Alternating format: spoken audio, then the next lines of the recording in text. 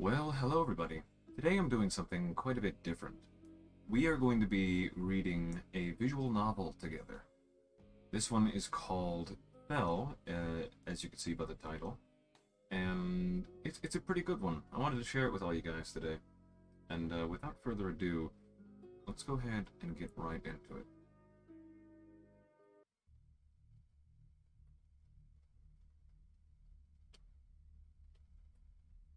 It's always the same, every time.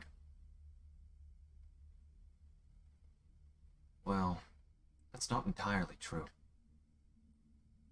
The where and how shift a bit sometimes. But in the end, it's always falling. I'm alone. I think it's a cliff of some kind. One that overlooks a canyon? It's hard to tell, but from a distance, it looks like an intensely steep drop-off.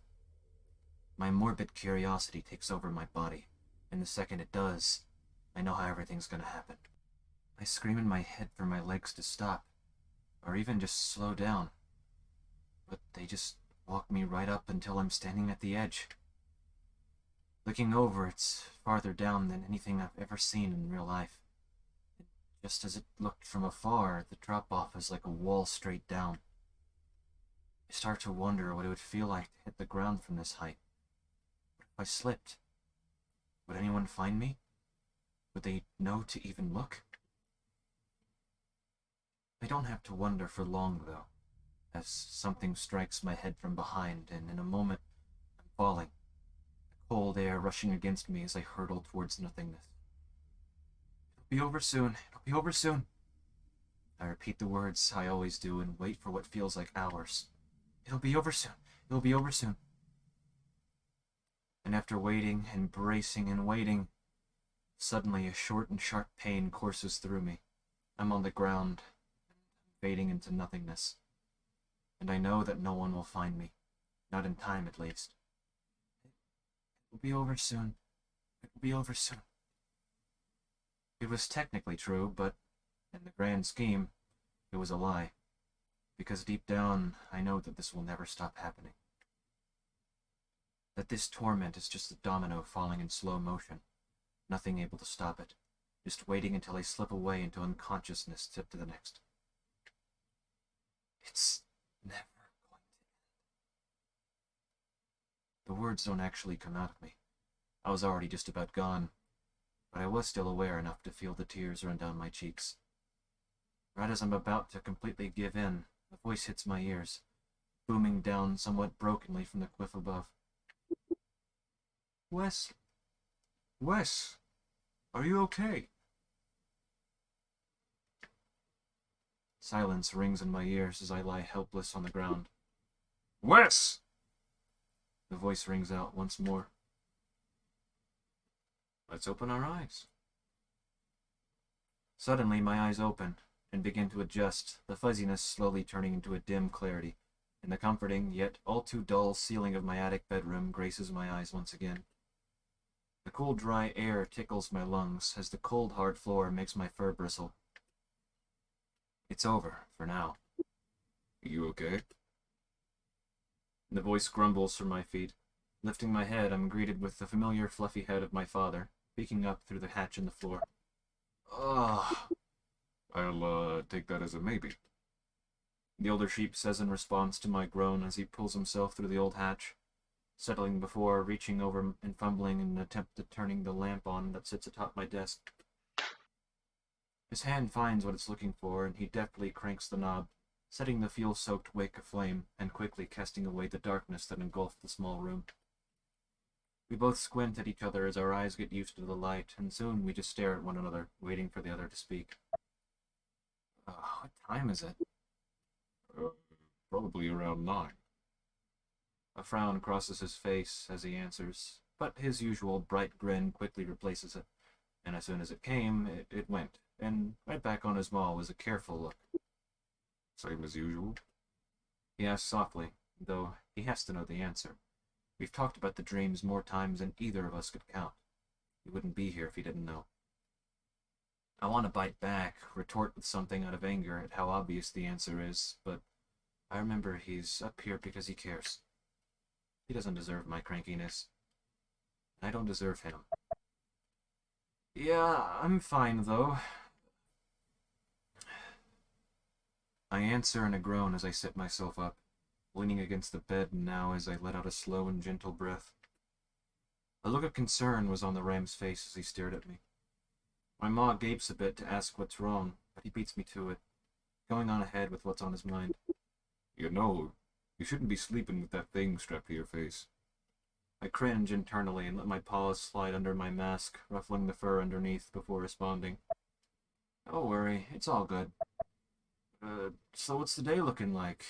I ask, trailing off into a yawn as I stand and stretch.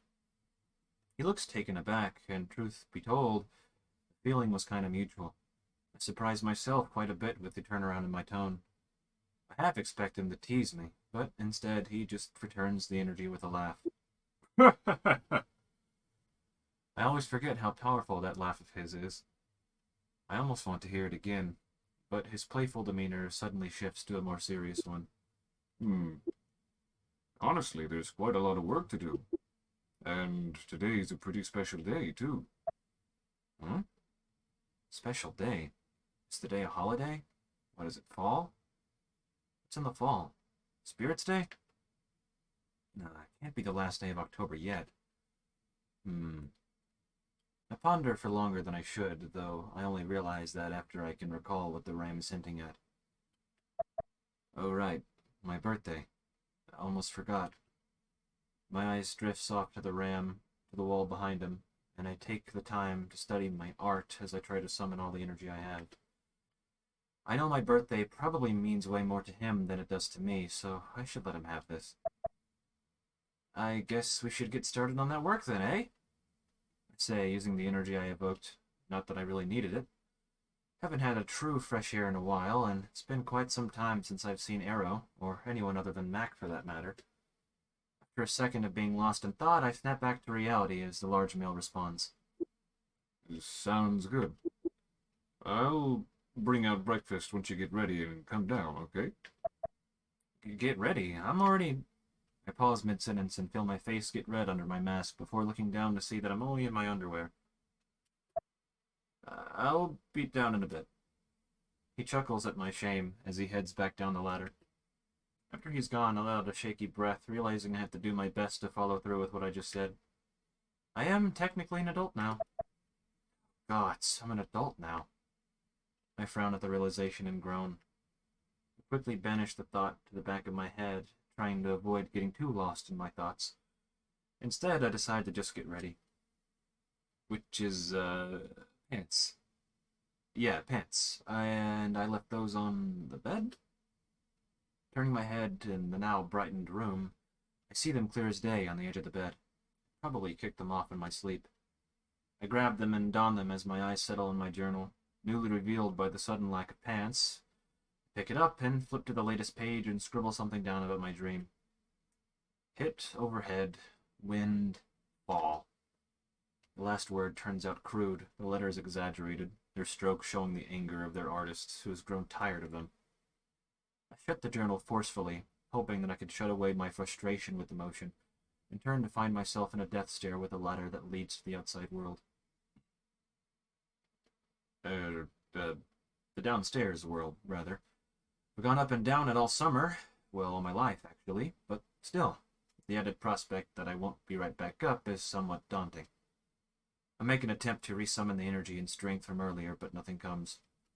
Instead, I just stare uneasily before attempting one of the exercises I was taught. Just breathe, Wes. Breathe. Just count to 3 and then do it. I whispered Dr. Olson's words to myself and then follow through. 1, 2, 3. And with that, I find my legs walking up to the edge of the hatch. I turn and snuff out the lamp's dim flame before descending the ladder and closing the hatch, letting my feet pause quickly find the floor beneath. I sit in the darkness for a while, just breathing, trying to calm my fluttering heart, which just seemed to speed away without me. It didn't take long before I started trying to convince myself that this was just a non-issue, that all this was okay. Come on, you need this. And with one last sigh, I exit the closet. and let the warmth of my home fill me with energy. Taking a quick glance around, I scanned to see if anything has changed before a voice booms to my left. Don't forget the bookcase! Dad yells, borderline screams actually, from the kitchen. Oh gods, yeah, I know! I rub my ears and turn to push the bookcase, which hides the entrance to my bedroom as it slides seamlessly against the wall. I still don't know why he's so insistent on me doing it, but it's been that way since forever, I think. Maybe now that I'm older, he'll tell me why? Not that it really matters. I'm sure whatever it is irrelevant, especially since I've made it this many years without it becoming obvious, or at the very least necessary to know. But on the other hand, it might be good to know. I shake my head in an attempt to shake away the thoughts, and my eyes land on the old picture of me and Dad from 5 or so years back. Sitting next to it with some recent books and innovations in magic. I dwell on the portrait a little longer before turning and walking towards the door to the, I don't remember what it actually is called for some reason. The indoor outhouse? The in-house? The toilet? I ponder on the name of the small room as I enter and shut the door behind me, not bothering to light the lamp inside, mostly in an attempt to avoid the mirror. Instead, I just allow the darkness to wash over me before I allow the water to do the same. Without even really thinking, my paw finds a knob and turns it, the sound of water trickling shortly after. Okay. I half-heartedly reassure myself as I wet my paws and raise them, letting them go under my mask, ruffling the fur underneath as I did in my bedroom, though this time with more meaning. I lower them with a sigh and dry them on my sweater thoroughly, and then return them to my face to straighten the fur and somewhat dry it out as well. Okay. I turn to the door, take a deep breath, and exit back into the living room. A familiar smell hits my nose immediately, and my whole world lights up. Tea! I actually shouted out of joy and rushed to the table to let the smell wrap around me. Chamomile. Wait, chamomile? That doesn't grow anywhere near here. My mind plays back to the last time I had it. It's about the time Dr. Olson left. Last year was rough. Surprise! Suddenly my dad appears from the kitchen, plates and bowls laying out on his arms as he walks to set the table. Happy birthday, kiddo. My jaw drops as I scan the table of snacks and treats. I catch a whiff of some sort of stew, instantly spot Dad's famous savory pancakes, and my eyes drift and settle on some meat buns. Sweet, sweet meat buns. Must have been up for hours prepping all this. How'd you even have the... Don't worry about that. Please, just enjoy. He says, cutting me off and staring at me with that big, doofy grin again. How could I say no to that? I sit down and immediately dig in, allowing the amazing gift to satiate my hunger, which I didn't even realize I had until now. Some time passes as we sit with the morning light eating. Mac focuses on his pancakes while I devour the stew and most of the meat buns. Not much talk happens between us for a while, and I'm grateful. I really just needed to eat, and I'm sure the Ram knew that. Eventually, a waft of floral bliss washes over me, and a sense of excitement infects me as I remember the tea that sits inches away. My paw finds purchase on the handle of the mug, and I raise it to my face. At the same time, I use the claws on my free paw to pull down the jaw of the bird's beak, allowing the cup to deliver its herbal goodness to me. Oh, man. Chamomile, lavender, mint. What's the sweetness? Fruit? Dad chuckles at the question before proudly delivering the answer in an almost sing-songy tone. That there is honey over in the mountains. What? Where? How? It took a bit of searching, but you can get just about anything in Port Haven if you know who to ask. He says mysteriously, winking at me for effect, though it definitely misses the mark. Wait, and the tea blend? Where did you get chamomile? Same place, my dear, and don't worry. I went all out. Made enough to last through next spring. My jaw drops again at the prospect of having a high-quality medicinal blend like this regularly for that long. And in an instant, I knew he had earned a hug. I wait for his oversized hand to sit the cup it holds back down before I go in, getting up and lurching forward, hugging around his big fluffy neck. Thank you, Dad. Oh, it's nothing, kid. Wes. I laugh at his unneeded correction and propose my own shortly after. Kiddo's fine, Dad. I withdraw from the hug, sitting back down in my chair and taking another sip. It's just, I can't believe how old you are. Feels like it was only a few years ago that I found you. Anyways, I was thinking maybe we could go down to the community center a few hours after sundown, if, you can handle that. Or we have a drink together now that you're of age, and an introduction to adulthood, if you will. The idea of being out that late sends a shiver down my spine. I was barely able to get down here this early. Obviously, we don't have to. I don't want you to be uncomfy. He adds, interrupting my slight mental turmoil over the question, but still looks at me expectantly, waiting for an answer. Breathe. 1, 2. It sounds great! Okay. But really, if you change your mind, just tell me, okay? Dad says, seemingly having picked up on the fact that I was still unsure. I have all day to prepare for that, though, so I won't let it get me down now. At some point in my life, I'm going to have to be around a lot of people at once again. This is just a baby step. You can handle baby steps, Wes. I'll be fine, old man. I tease, trying to halt the brewing tension, and thankfully it works. Ha! Old man, we'll see who's acting old once we get to work. He counters, reminding me of the chores I agreed to help with, which makes me deflate back down into my seat. I disguise my dismay as relaxation, lifting the tea back into my maw and taking a swig, before standing and debating whether or not to counter his counter. Instead, I just inquire as I scan the table like an eagle for any meat scraps to finish off. So, what's up first? I grab a piece of a meat bun and stuff it in my maw as I wait for the large ram's answer. Yard work, quick scan of the corn, leaves, we might even be harvesting today. Oh, gods. That came down on a harvest day? Really? Potentially. We'll have to see when we get outside, though. We've been behind on water due to the lack of rain as of late, but we still might be good to go. You do remember how to tell if corn is ready to harvest, right? Of course I do. I roll my eyes internally as I attempt to continue teasing, but I don't visibly react, deciding not to let him have the quiet victory. Instead, I begin to stack plates before heading off towards Mac's bedroom, letting him finish up. I'll go ahead and get a quick peek at what we're looking at. Okay, then. See you soon.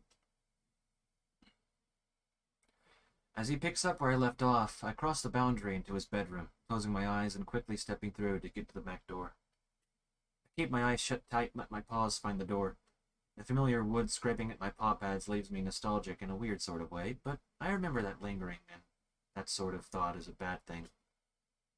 I realize that Mac is probably watching me, so I take a deep breath and do a quick internal 1, 2, 3. I find the knob, twist it, and let the door swing open and step out into the world. Hello again, Dewhurst, I say softly to myself while my tail instinctually swings to slam the door shut behind me. All as my eyes take in the view of our tiny town off into the distance. As I do, the cold air fills my lungs, the grass pushes up between my toes, and the gentle sunrise shines rays of light on me and my little world. A shiver runs down my back as a lonely gust of wind blows by. The despair it carries ruffles my fur, and I feel a wave of unease begin to build within me. But I push it away and walk towards the edge of the yard before it can crash. And somehow, on that short walk, as the leaves crunched under my feet pause, I began to feel like this was all going to be okay. Like I could do this. Like I could really face this. I let that vindicating feeling brew and build as I inspect the corn closest to the house. Brown silks. Yep, these are good to go. I whisper to myself in confirmation, before looking back over to the town below and smiling. I can't believe how big of a deal I was making out of this. It's my home after all. Of course I can do this. The door behind me creaks and slams, and I turn to see Dad standing there thinking. I scurry over to report. Corn is indeed ready to harvest. He hums, still clearly trying to make up his mind on something before I interject. So, what's up first? Okay. Wood, leaves, corn. He states proudly, as if he just gifted some sort of new revelation onto the world. you really spend that much time thinking of the three things we'd already established? You handle the leaves and the wood chopping, and when you're done, grab a basket from the side of the house and help me with the harvest. I decide not to tease him. Okay, sounds good to me.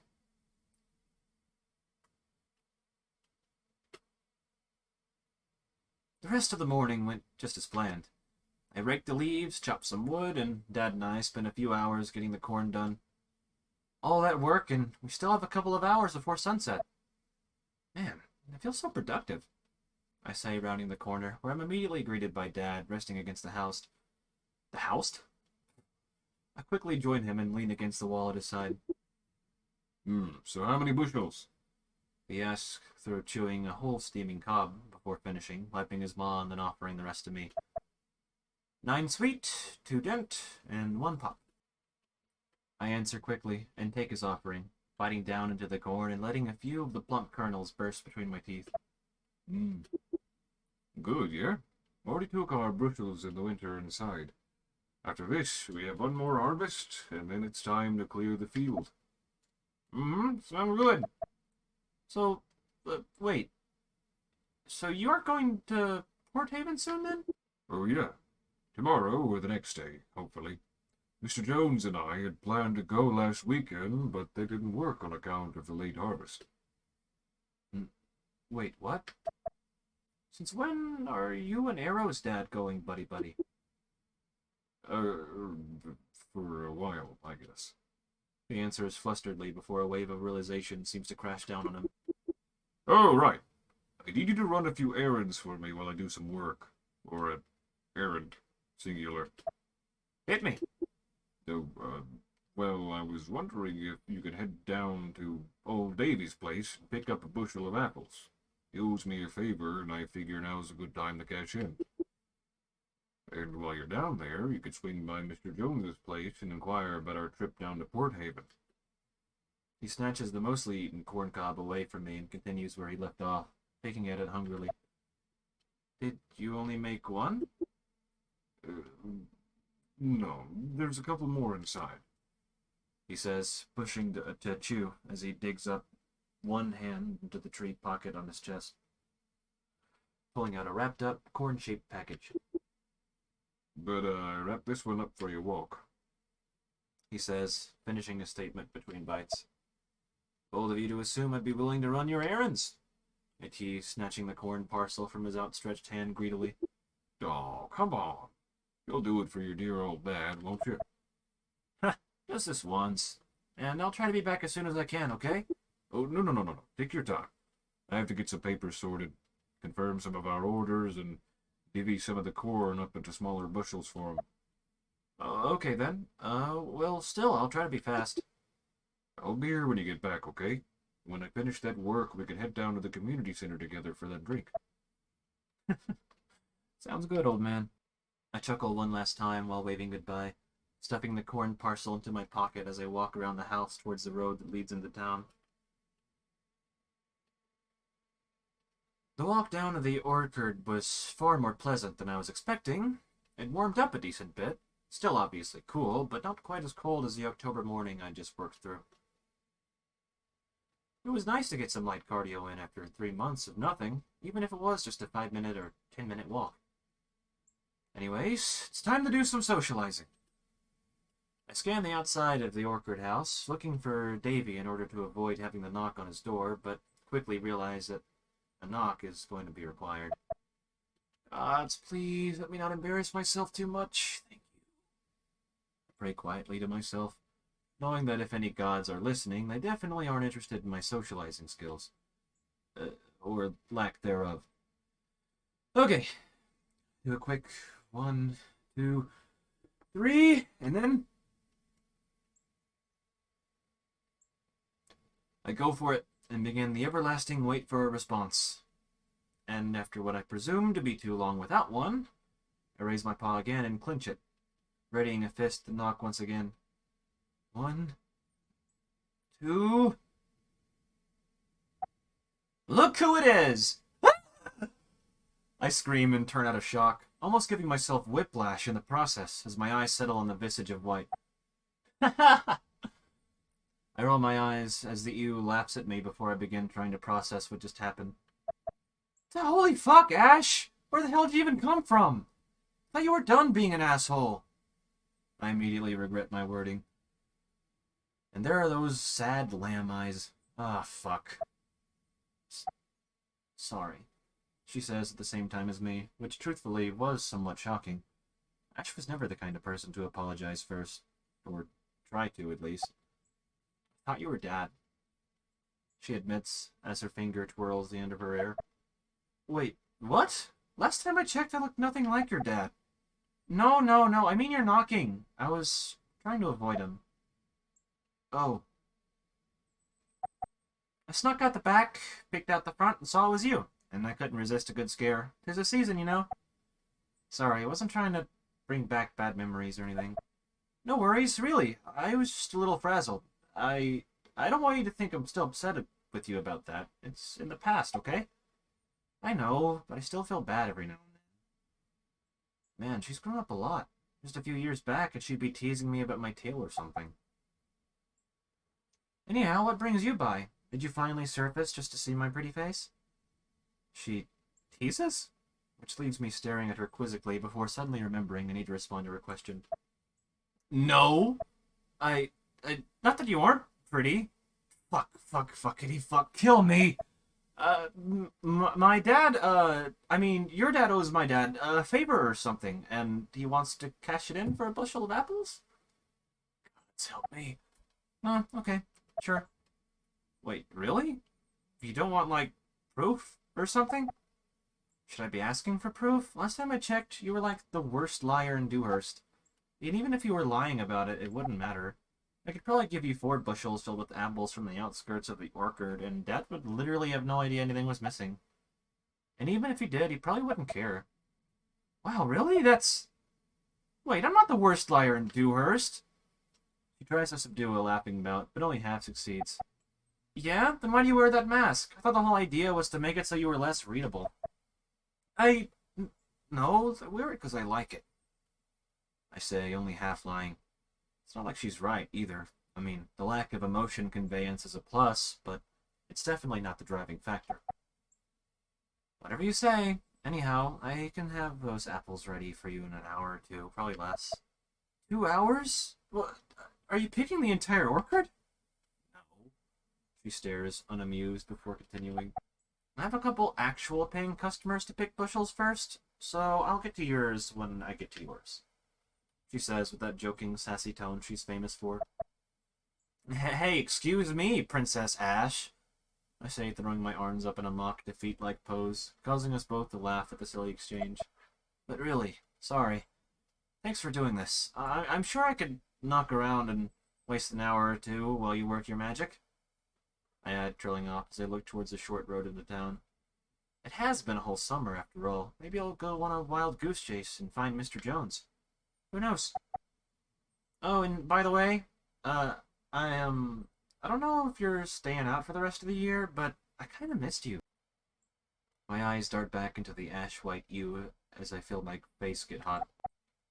If you're not too busy, I'd like to hang out. I gotta help the mayor set up for Spirits Day Festival, and I could definitely use a spare set of hands. Or a paws. Only if you'd want to.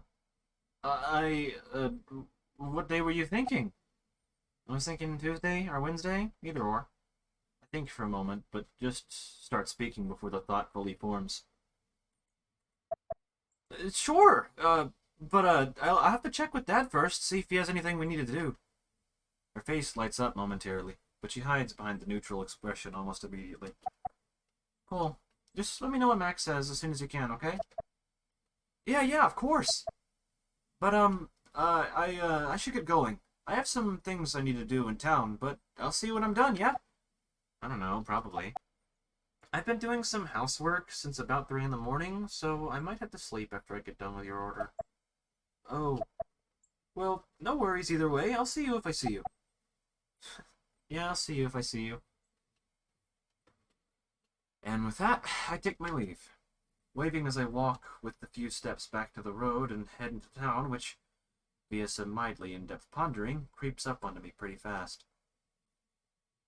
In a moment, I find myself staring at the entrance to Dewhurst, the community center and the front of the bazaar visible past the fountain parallel with each other, forming a sort of town square. I take a second to think and try to remind myself of what needs to be done. First things first, gotta hunt down Arrow's dad. But before I can get too deep into thought, a door opens and closes, catching my attention. In front of me, I see a familiar goat standing at the door of the house on the left. Arrow's dad. That was easy. My chest tightens as I stare at the male.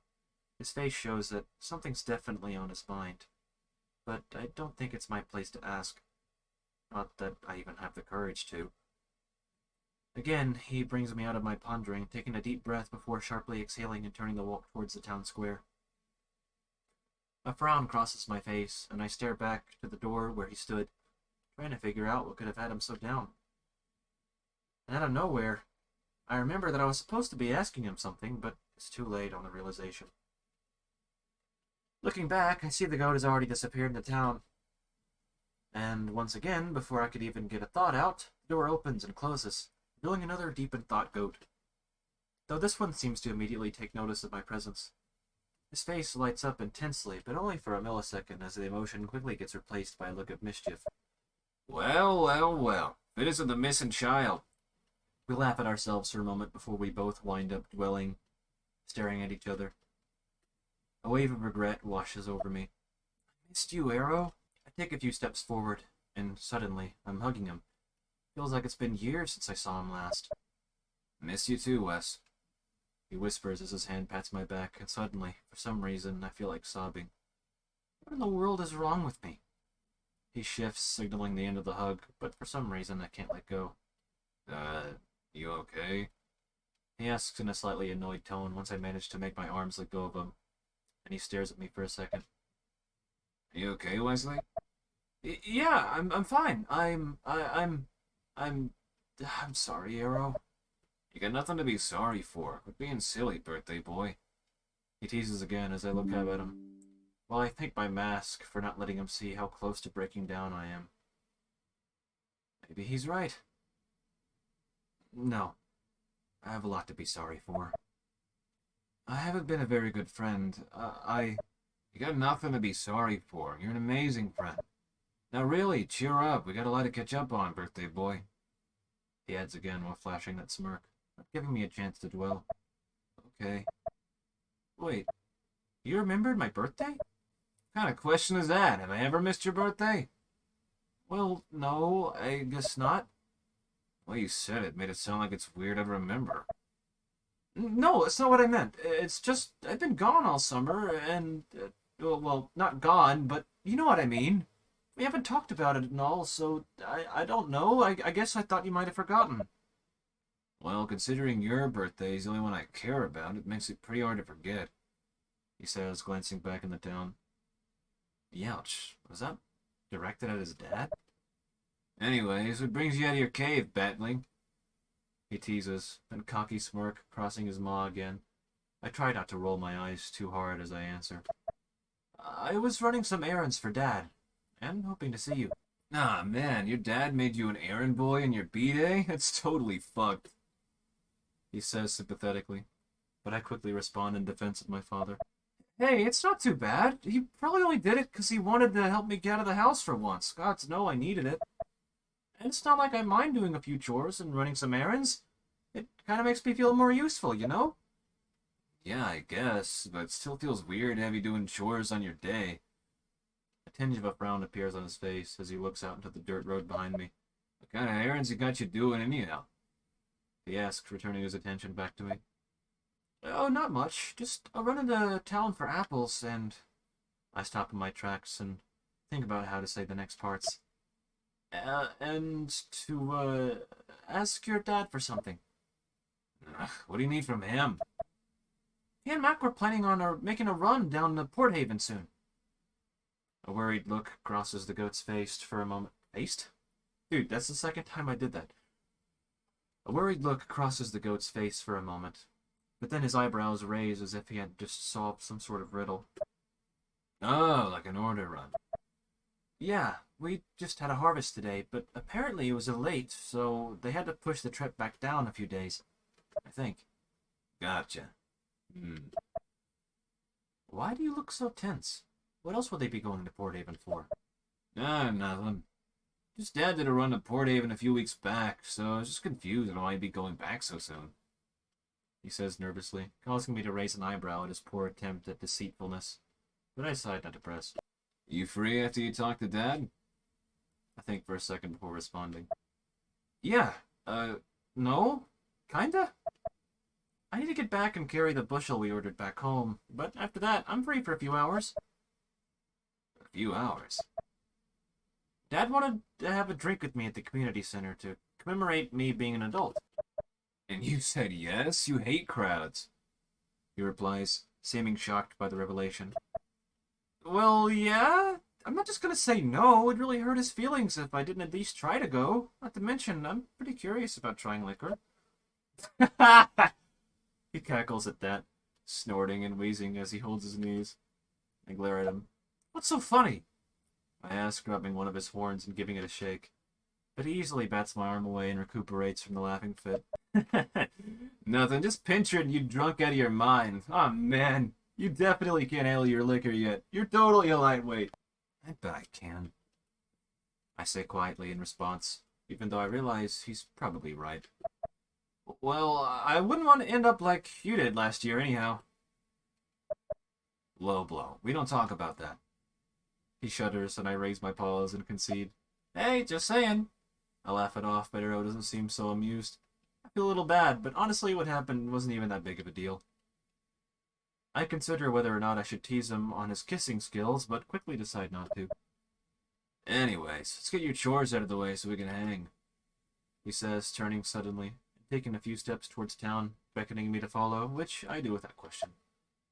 Okay, but, I have to wait on Ash to get the bushel together. She said it would only take her a couple hours, and that was only like 15 minutes ago. Couple hours? Man, everyone's giving you the short end today, huh? He says as he turns to the bazaar area, and I follow suit. Letting the bazaar take my senses for a ride, as it usually does. Colorful fruits and veggies fill most of the stalls that are being manned, though one or two are selling various dried meats and spices. The sweet smell from the fruit mixing with the dry, salty air form an odd combination, but not an unwelcome one. No, not really. It's not that big of a deal. If you say so. Either way, we can run by and see what's up after we get done with this. Maybe she'll be done sooner than she thought. He says, shrugging before heading off, straight towards his dad's stall, where the older goat was bent over doing something behind the small stall. Hey, Pop! He yells as he jogs off, leaving me somewhat embarrassed by his loudness as I trail behind him slowly. His dad groans and leans up, facing in our direction, but pausing as his eyes land on me. Hey, boys. Dude, happy birthday, Wesley. Wow, can't believe he remembered too. No, Arrow must have mentioned it to him at some point. Well, I just wanted to ask something. Then I was going to help him and Mr. Ayrton with a few things down at their place. Oh, well, ask away then. Dad wanted to, know if tomorrow was good for his and your trip down to Port Haven. Oh, definitely. Anytime that's good with him is good with me. He says, a smile replacing his somewhat intense stare now. I was bummed we had to wait on account of the late harvest. Did he have a preference on time, or? I don't think so. He just wanted me to ask what day is good for you. Well, tomorrow was great. I'll let him know. Me and Dad will be down at the community center later tonight anyway, so I'm sure you can iron out the details with him there if you want. I offer as the goat continues, hurriedly getting his things together, pulling out a bulging bag from behind the stall before responding. Oh, sure thing. I'll see you there if I have the time. Now, if that's everything, I'm a little behind on my day, so I need to get to work. He says, hoisting up the bag over his shoulder and shooting a glare at Arrow, who just rolls his eyes. Yeah, it's everything, Mr. Jones. And with that, the goat pushes through us and makes his way back towards the town center, most likely heading back to the docks. So, what happened with... I pause as I turn to see Arrow deeper in thought than I expected. Arrow? What? He asks, not fully listening to what I'm saying. What's wrong? Nothing. Just the first time I seen him smile in weeks. Did something happen between you two, or... Nah, don't worry about it. He seems to suddenly have some sort of revelation, a massive grin forming on his face as he begins jogging off towards the town center. Come on, we got some apples to see! The goat yells as he sprints off, once again beckoning for me to follow. Before I do, though, I take a quick glance at the sky and take note of the sun. Probably a good hour till sundown. Not too bad.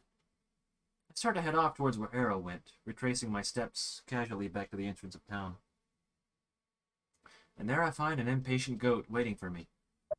Oh my gods, could you be any slower? He groans exaggeratedly as I walk past him. Hey, don't sweat it. We got plenty of time. It won't be done anyways. There's no need to rush.